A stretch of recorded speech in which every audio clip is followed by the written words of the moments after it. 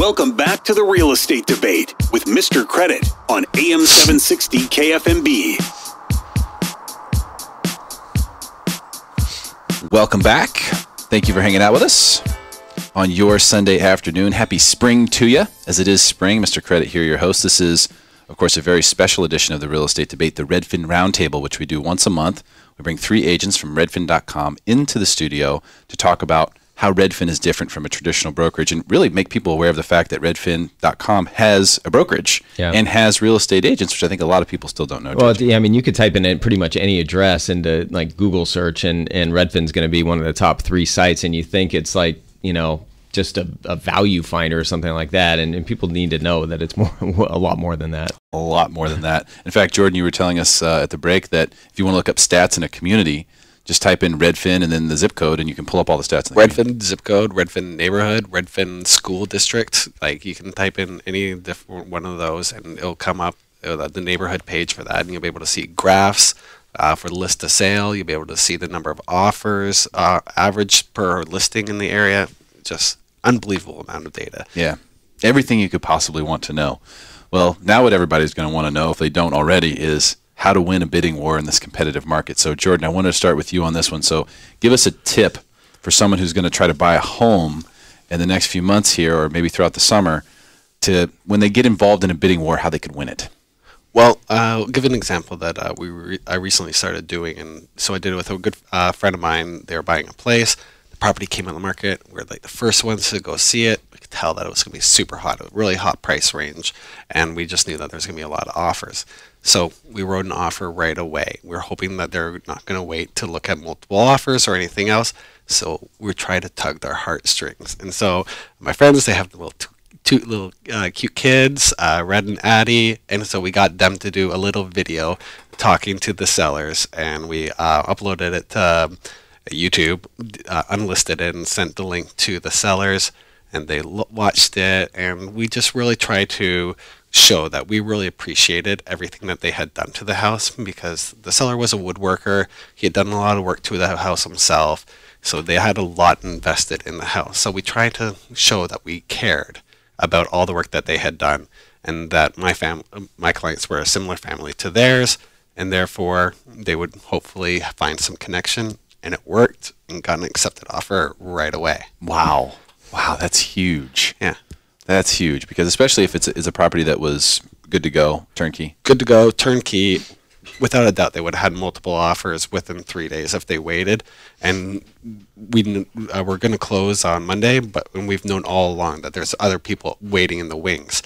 If we mess up whatsoever, there's other people. And so, yeah, if they would have just waited a few days, they would have had multiple offers. Maybe they could have got a higher price, but we were able to tug their heartstrings and make them feel comfortable going with my client. Was that a full price offer? It was full price. Full price offer immediately, and you needed to tug on the heartstrings.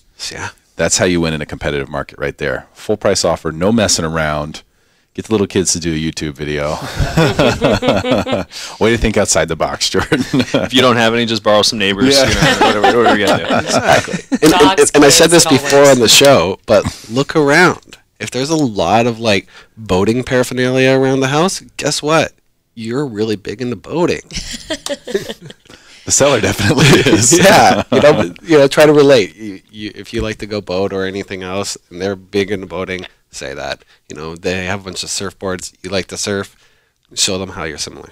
If they're a service member in the military and you appreciate that, let them know. Let them know how much you appreciate it. Yeah. I mean, these are all things. These are opportunities that you can take to actually, speak your heart. And make a real connection with that seller. That's key. It's so that you're a person and you're not just a piece of paper. Yeah, and it doesn't even come as a piece of paper anymore. It's all electronic, so there's not even no wet signatures to even look at. Lisa Padilla, what is a tip that you have for people who are going to get into a competitive bidding situation? Well, I'm going to piggyback a little bit on what Jordan said is, speed is key. I've gotten a couple of offers accepted lately because we went out there, we saw the property right away, we wrote a very strong offer, we've reduced our contingencies, which means that the seller, we're more solid on the deal sooner, so we reduce maybe inspection contingency down to 10 days, financing down to 17 possibly, and I give them 24 hours to respond. So if we go out there, we look at it on a Wednesday or a Thursday, I don't want to wait until the end of the weekend until they have 10 offers. We're giving them a full priced offer now. We want a response right now. We're not messing around. Or possibly my buyer's going to move on to something else, and they're going to look at something else over the weekend. And so, different sellers are going to respond differently to that, but some will maybe have that theory of the bird in the hand is something that you want to just move forward and open escrow with that. So I think that you just absolutely have to be organized. You have to write the cleanest offer that you can, and you have to be quick. Because if you wait until that next Monday to go ahead and write an offer and there's 10 other offers and they're all over the list price and you're in a bidding war, that's not a situation you want to be in.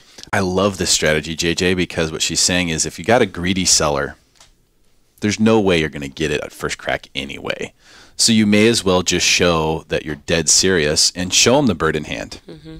Hey, we're here, but we're not going to stay here forever. Yeah. So, if it's a greedy seller, there's pretty much nothing you can do. There's nothing They're you going to can wait. do. They're going to wait regardless.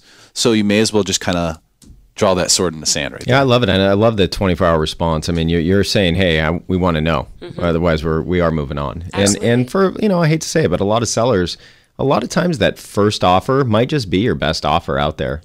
It could be if someone's watching that market that closely and they're coming very seriously with full price offer and then some, you really got to be ready to take that offer. Yeah. Willie Wilson, tips for people to win in a competitive bidding situation. Derrick, do you mind if I tell a story? Love the Willie story. I was hoping we would get one today. Okay, so I'm out in Rancho Penasquitos, and I am training a new agent that just joined Redfin. And so he's leading the tour with these clients. They're not my clients. I'm just there to shadow, help out. And I even told him before we walked in the house, I said, look, I'm silent. I'm not even really here. I'm just here. You do your thing. But as we're walking out and the family's out there with their kids and they're kind of just telling me their woe story about how it's just been so tough out there. They just keep losing all these houses that they want. They just feel like the price point that they're in, that 600 to 800 range in Rancho Penasquitos or Encinitas just isn't working out for them. I could not help myself. I had to just jump in there and say, well, tell me about how are you writing your offers? What are you doing? So we went through some stuff and I said, boy, you guys, and he goes, here's the problem. I'm only putting 10% down and that's making it really tough because I know I'm going up against cash offers. I know I'm going up with other people that can put 50% down. And so I'm starting to feel like this is just never going to happen. I said, you know what? It was meant to be. I just helped some clients get into a house over in Encinitas. There was about 7 or 8 other offers. In fact, I told that story last time I was on the show. It was Super Bowl Sunday, and I think we caught people kind of snoozing. But anyways, we got that house. That client only put 10% down. And they looked at me, and the wife said, I feel like we're with a celebrity right now. And I said, what do you mean? And she goes, you got Melba? You got that house for your clients? I said, yeah. She said, well, tell me, what were some of the things that you did? Here's my tip.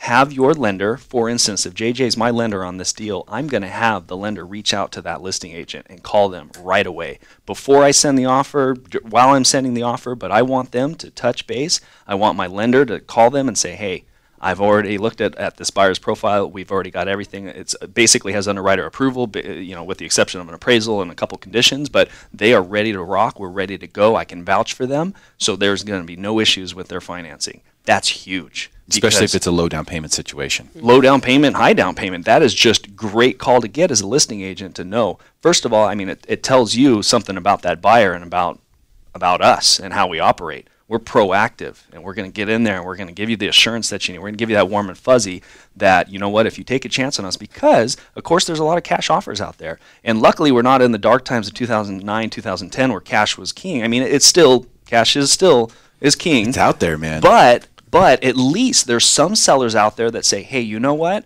Maybe I'm okay to wait an extra 2 weeks for a loan to come through if it means it's an additional 15, 20, 25K. And especially if their lender called me and said, hey, this is a sure thing. Don't worry about it. We're going to be fine. That's huge. Well, and especially because the listing agent is probably going to ask your buyer to pre-qualify or cross-qualify with their lender anyway. So that is a great point there of being proactive, because you may have to go to that step regardless. Potentially skip that step. Yeah, potentially skip it. Yeah, and I think it's just common good practice just to have the lender call the listing agent regardless, because they do. You're right, Willie. I mean, there's not a listing agent that I don't talk to that's not happy that I called them and kind of preemptively made them feel good about the client. Great stuff. Man, it's a shame we're out of time. It's been a fantastic show. Really appreciate Jordan Clarke, Willie Wilson, and Lisa Padilla from Redfin.com joining us again today for the Redfin Roundtable. Thank you all very much. Thank you for having us. And my co-host, JJ John Jerotz with Synergy One Lending and AskJJNow.com. Really appreciate you being here and sticking with us 4 years now. Always good to be here. Been on the show. Really appreciate you, my friends. Stick around for Talking Money with Mr. C right here on AM 760 KFMB.